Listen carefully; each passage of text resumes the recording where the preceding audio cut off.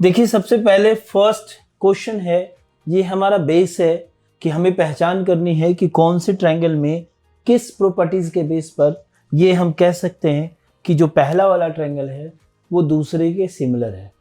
तो जो intro class है उसमें हमने ये चीज देख रखा है कि अगर दो ट्रायंगल सिमिलर होते हैं तो उसके क्या क्या क्राइटेरिया होते हैं। पहली चीज होती है कि उसके आपके जो एंगल वाली प्रॉपर्टी होनी चाहिए, ठीक है। दूसरी चीज क्या है, एस एस एस ये प्रॉपर्टी होनी चाहिए। और तीसरा कौन सा बेस है, जो हमारा है एस ए और एस। अगर इन तीन बेस में से किसी एक के ऊपर अगर हमारा ट्रायंगल बेस है जिनको हम कंपेयर कर रहे हैं तो वो आपस में सिमिलर होंगे, अदरवाइज सिमिलर नहीं होंगे। ठीक है, चलिए स्टार्ट करते हैं। ठीक है, एक बार क्वेश्चन फर्स्ट को फिर भी देखते हैं क्या है। State which pair of triangle in figure 6.3 are similar. ठीक है, same. Write the similarity criterion used by you for answering the question and also write the pair of similar triangle in the symbolic form. यानी यहाँ आपको ये भी बताना है कि वो क्राइटेरिया भी दिखाना है जिसकी वजह से आप कह रहे हो कि सिमिलर है। चलिए कौन कौन से ट्रायंगल है। एक है हमारा इन ट्रायंगल ए बी सी। कौन से ट्रायंगल है, ए बी और सी। दूसरा कौन सा triangle, and P Q R, and triangle P Q R. ठीक है, तो अगर हमें ऐसे दिखाना है तो सबसे पहले देखेंगे, देखिए एंगल ए 60 है और एंगल पी भी 60 है। एंगल ए क्या है 60 डिग्री और एंगल पी भी दोनों 60 है ना। Angle A equal to angle P होगा क्योंकि दोनों जो हैं वो क्या है हमारे 60 डिग्री हैं। ठीक है, उसी तरीके से दूसरे के चलते हैं। एंगल बी जो है क्यू के इक्वल है, वो आप देख सकते हो क्लियर 80 और 80 है। तो इसको भी हम ऐसे लिख सकते हैं, angle B equal to angle Q, दोनों हमारा 80 डिग्री है। और थर्ड एंगल भी क्लियर मेंशन है कि ये 40 डिग्री है और ये भी 40 डिग्री है। यानी angle C is equal to angle R. क्या है हमारा, एंगल आर, और दोनों क्या है 40 डिग्री है। तो ये कौन सी प्रॉपर्टीज फॉलो कर रही है, ये फॉलो कर रही है आपकी क्या, ए फ्रॉम ए। इस क्राइटेरिया के बेस पर हम क्या कह सकते हैं कि जो ट्रायंगल ए बी सी है वो हमारा सिमिलर है ट्रायंगल पी क्यू आर के। ठीक है, बस यही दिखाना था। यानी जो फर्स्ट क्वेश्चन है वो सिमिलर है, हमने देख रखा है, वही तीनों में से कोई एक आना चाहिए। तो देखिए ए यहाँ पर आ गया। अब इसी तरीके से सेकंड को करके देखते हैं। चलिए सेकंड नंबर में क्या है हमारा, ट्रायंगल के नाम क्या है, ए और जिनके देखिए इसमें ना हमें थोड़ा ट्रायंगल के जो ऑर्डर है ना नाम के वो भी ध्यान रखने होंगे। कॉन्ग्रुएंट्स में और सिमिलैरिटीज में दोनों में हमें रखने पड़ते, नहीं तो इससे बहुत ज़्यादा फर्क पड़ जाता है। क्योंकि इसके जो थ्योरम है उनमें ही हमने ये जाके पढ़ा है कि सिमिलर है तो कॉरेस्पॉन्डिंग एंगल और कॉरेस्पॉन्डिंग साइड का रेशियो वो सेम होता है। तो वो कॉरेस्पॉन्डिंग एंगल और कॉरेस्पॉन्डिंग साइड तभी हमारा सही तरीके से पता चलता है जब हमने ट्रायंगल के नेम का ऑर्डर जो है वो सही तरीके से रखा है। ठीक है, अब यहाँ देख लो, जैसे हमें यहाँ 2 है, यहाँ 4 है ना। फिर इसके बाद यहाँ 2.5 है, यहाँ 5 है।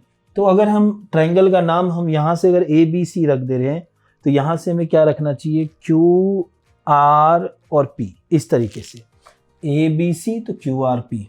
तो कैसे लिखेंगे, in triangle A B C and triangle Q R P. ठीक है, तो इस तरीके से अगर हम डायरेक्ट सोचते हैं ना, कोई भी जनरल अगर कहा जाए कि नहीं आइडिया हो कि सिमिलरिटीज क्या है, कॉन्ग्रुएंट क्या है, तो हम इसका नाम ए बी सी और पी क्यू आर रख देते। लेकिन हमने क्या रखा है, क्यू आर पी रखा है। डन।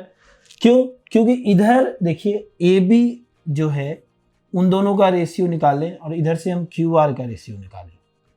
ठीक, उसी तरीके से आगे चले, हम बी सी लें और इधर से हम आर पी लें, है ना, ये पी है हमारा। ठीक है, इधर से हम आर पी लें। फिर नेक्स्ट क्या है हमारा, यहां से हम ए सी लें, सी ए और ए सी, ऐसे आप लिख सकते हो। ऑर्डर का प्लेस सही रखना है, लेकिन ए सी और सी ए ऐसे में से कोई भी एक लिख सकते हो। ठीक है, और इधर से हमारा ये पी क्यू हो गया। अब इन सारे साइड को आप देख लो, अगर हम यहाँ से ए बी जो है वो है 2 और ये है हमारा 4, ये है हमारा 2.5, ये है हमारा 5, ये है हमारा 3 और ये है हमारा 6। सबको अगर हम रखते हैं तो देखिए 2 2 जा 4 हो गया, ये 2 आया, 2.55 ये भी 1/2 और ये 1/2 आया। इस तरीके से यहाँ पर अगर हम रखें तो तीनों आ गया 1/2 1/2 1/2। तो हम क्या देख रहे हैं दोनों ट्राइंगल के अंदर कि कॉरेस्पॉन्डिंग साइड का रेशियो सेम है, यानी कौन सी प्रॉपर्टीज फॉलो कर रही है, फ्रॉम SSS। कौन सी प्रॉपर्टी है, SSS, इसकी मदद से। तो इसकी मदद से क्या हो जाएगा, ट्रायंगल ABC सिमिलर हो गया ट्रायंगल QRP के। और ये प्रूव नहीं कहेंगे, इसको सिमिलरिटीज की पहचान करनी है हमें, तो हमने सिमिलर की पहचान करनी, ठीक है, डन। तो सेकंड क्वेश्चन भी सिमिलर है, पहला जैसे AA के बेस पर था, दूसरा SSS के बेस पर है, ठीक है। आगे भी क्वेश्चन है, देखते हैं उनको फर्स्ट पार्ट के। चलो देखो बच्चों, क्वेश्चन नंबर 3 के लिए बढ़ते हैं। सबसे पहले इसमें भी हम ट्रायंगल का नाम लेंगे। अगर ट्रायंगल का नाम लें तो कैसे लें, देखिए यहाँ पर भी साइड के बेस पर दिखाने की कोशिश की गई है। तो अगर मैं किसी का रेशियो देखता हूँ तो ये क्या हो जाएगा, ये आपका 3/6, ये 2/4। तो मान लीजिए हम इस ऑर्डर से 2 के बाद कहाँ से चलेंगे, और ये रेशियो में नहीं बन रहा है ना। अगर मान लीजिए हम ऐसे लें, MPL इधर से रखें और इधर से EDF ऐसे रख लें, है ना। चलिए इन ट्रायंगल, कौन सा 3rd नंबर है ना ये, हाँ, इन ट्रायंगल पहला क्या ले लेंगे, MPL एंड दूसरा ट्रायंगल कौन सा लेंगे, हम ये इस साइड से दिखा रहे हैं EDF। चलिए किसी तरीके से साइड सेम रेशियो में अगर हो जाए तो, जैसे अगर हम इधर से MP ले, MP अपॉन कर दिया इधर से क्या ED, ठीक है। दूसरा अगर हम PL अपॉन इधर से देखें DF, चलिए ये दोनों तो 1/2 दिख रहा है। लेकिन 3rd की बात करें अगर LM अपॉन EF, है ना। अब यहाँ से देख लो, जो MP है वो है हमारा 2, जो ED है वो है हमारा 4, जो PL है वो है हमारा 3 और जो DF है वो है हमारा 6। इसके बाद जो LM है वो है 2.7 और ये जो है ये है हमारा 5, ठीक है। तो अब यहाँ देखो, ये हो गया 1/2, ये भी हो गया 1/2। तो 1/2 और 1/2 ये दोनों तो इक्वल हो गए, लेकिन ये इक्वल नहीं होगा। तो इसलिए ये दोनों ट्रायंगल सिमिलर नहीं है। कहने का मतलब क्या हो जाएगा कि यहाँ हम लिखेंगे ट्रायंगल MPL इज नॉट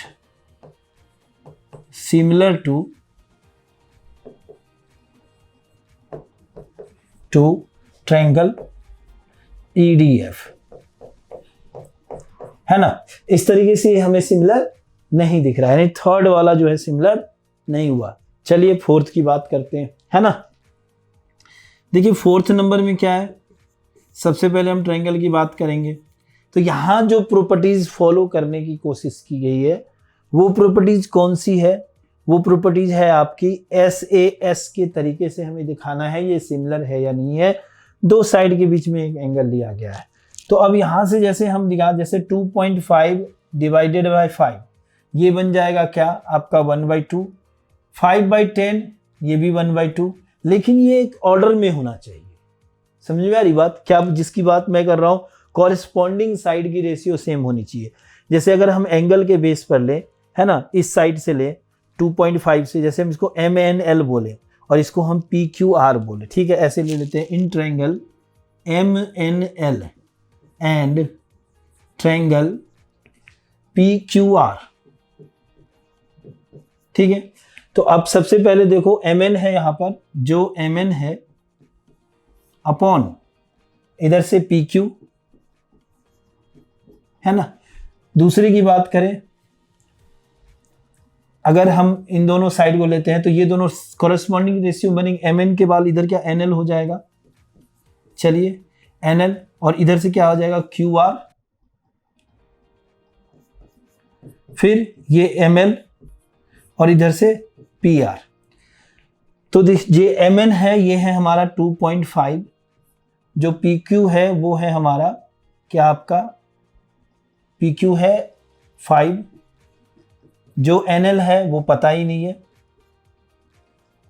जो QR है वो है आपका 10, जो ml है वो है हमारा क्या 5, और जो आपका PR है वो है हमारा क्या, पता ही नहीं। तो इस तरीके से देखिए किसी भी साइड का कॉरेस्पॉन्डिंग रेशियो जो है वो सेम नहीं दिखाई दे रहा है, और एंगल दोनों बीच में दिया हुआ है कि जो angle M equal to angle जो है वो Q है आपका, है ना। लेकिन एक से तो होगा नहीं, अगर हम SAS को फॉलो करना चाह रहे हैं तो हमें पूरा मतलब दोनों कॉरेस्पॉन्डिंग साइड का रेशियो सेम होना चाहिए और एंगल इक्वल होना चाहिए। ये ठीक है, ये तो ठीक है, लेकिन ये वाली बात फॉलो नहीं कर रहा है ना।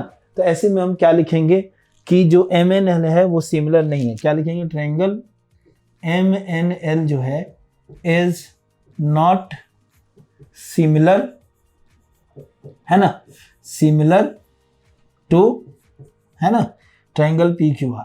अच्छा देखिए एक चीज, अगर आप इसको, आपको सही से आइडिया नहीं होगा और आप सही से सिर्फ आप ये जानोगे कि साइड का रेशियो होता है, तो आप झटके में आंसर अगर लोगे तो आप गलत ले सकते हो, क्योंकि 1/2 हो रहा है। देखिए ये है, अगर हम ऐसा करते हैं और इधर से ये है और ये है, तो ये भी 1/2 होता है, ये भी 1/2 है, तो हम मान लेंगे कि दोनों साइड के रेशियो सेम हो जा रहे हैं। लेकिन ये कॉरेस्पॉन्डिंग में नहीं चल रहा है। वही बात जो मैं बताने की कोशिश कर रहा हूँ, जो समझाने की कोशिश कर रहा हूँ, जिसकी वजह से आपको दिक्कत हो सकती है। अगर आप इस चीज को नहीं समझोगे तो प्लीज यहीं पर समझ लो। देखिए ये इधर अगर हम जाते हैं तो इसके बाद ये साइड आता है, और यहाँ से अगर हम इधर देखते हैं तो इसके बाद ये साइड आता है, तो ये इसके बाद ये आया ना, ये खाली वाला स्पेस आया, ना कि ये 10 नंबर वाला आया, है ना। तो इस तरीके से ये हमारा सिमिलर नहीं होगा, यानी थर्ड और फोर्थ दोनों सिमिलर नहीं है। चलिए फिफ्थ के लिए जब बढ़ते हैं आगे, देखिए क्वेश्चन नंबर 5 क्या है, इसको देखते हैं।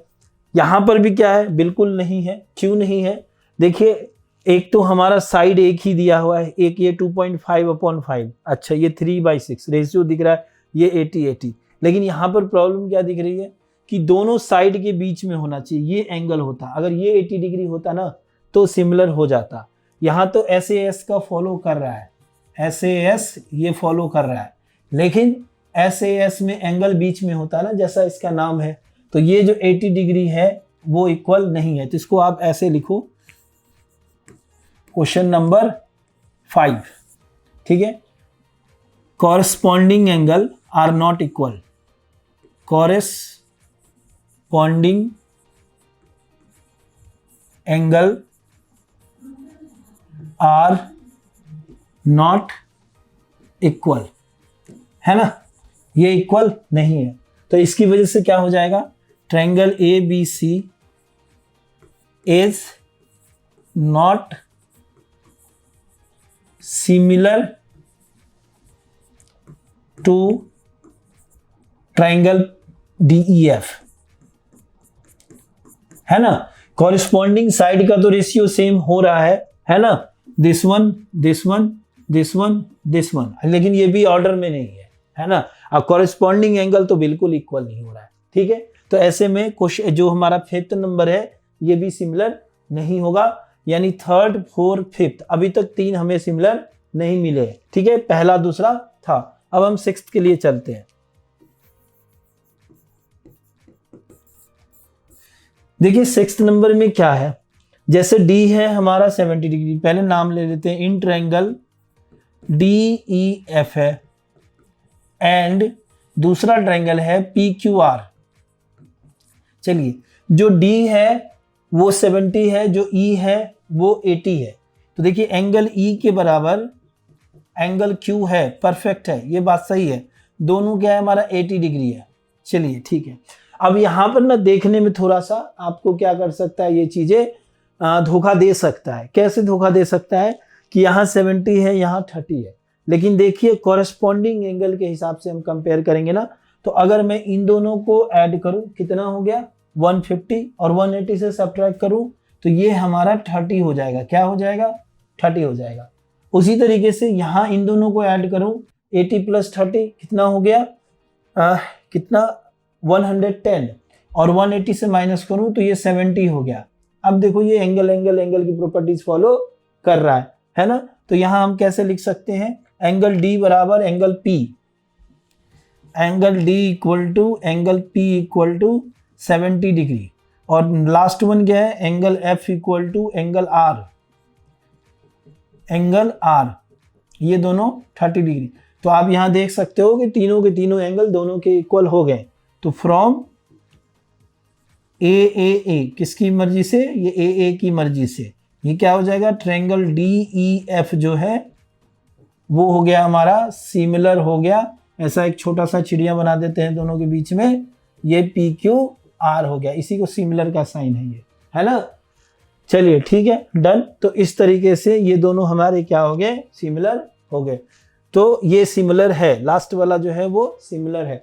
तो देखो ये जो क्वेश्चन था, आप एकदम छोटा बेसिक क्वेश्चन था जहां हमें पहचान करनी थी सिमिलर है या नहीं है, लेकिन वेरी वेरी इंपॉर्टेंट क्वेश्चन, क्योंकि सिमिलर a प्लस बी के होल स्क्वायर जैसा सिंपल फार्मूला नहीं है कि ए स्क्वायर प्लस 2ab प्लस बी स्क्वायर होता है। कहीं भी होगा तो आंख बंद करके कर दो। यहाँ पर समझना, अंडरस्टैंडिंग बहुत ज़्यादा जरूरी है, इसलिए वेरी वेरी इंपॉर्टेंट क्वेश्चन था। जितनी बार देख करके इसको समझ लीजिए।